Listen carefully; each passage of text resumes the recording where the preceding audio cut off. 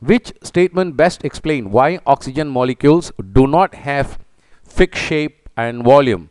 Of course, it is not surprising. Oxygen at room temperature is a gas, and it does not have a fixed shape, neither does it have a fixed volume. So wide spacing between the particles of oxygen explains why oxygen have lower density, because if you look at option A, it says the molecules of oxygens are widely spaced between one another. Of course, that is the truth, but that's not the reason why they do not have fixed shape or volume. The wide spacing between the particles explain why the oxygen have lower density, because they occupy such a large volume. Okay, a small mass within a large volume is going to cause them to have a lower density. So the first one, the option A, is true, but it is not explaining the shape or the fixed shape, does not have the fixed shape or the volume. Okay, it is explaining why the density of oxygen gas is low.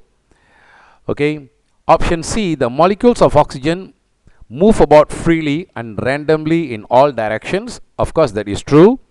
Oxygen moving freely and randomly explain why oxygen molecules diffuses rapidly. Okay, it's not explaining why they do not have a fixed shape or volume. So hence option C is also not correct. Okay, the molecules of oxygen have very low density, which is true. Density of oxygen molecules does not have the same meaning as the density of oxygen gas. Okay, sorry, this is not correct. The molecules have a low density is not true.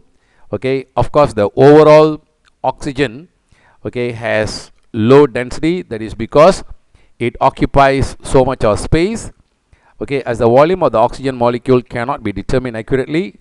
So the only thing that explains why oxygen molecules, which is a gas, does not have a fixed shape or volume is option B, that says the molecules of oxygen have very weak attractive force between one another, and because they don't have a very strong attractive force, they are free to move about. In fact, they are not even aware of the other particles presence until and unless they collide with the other particles.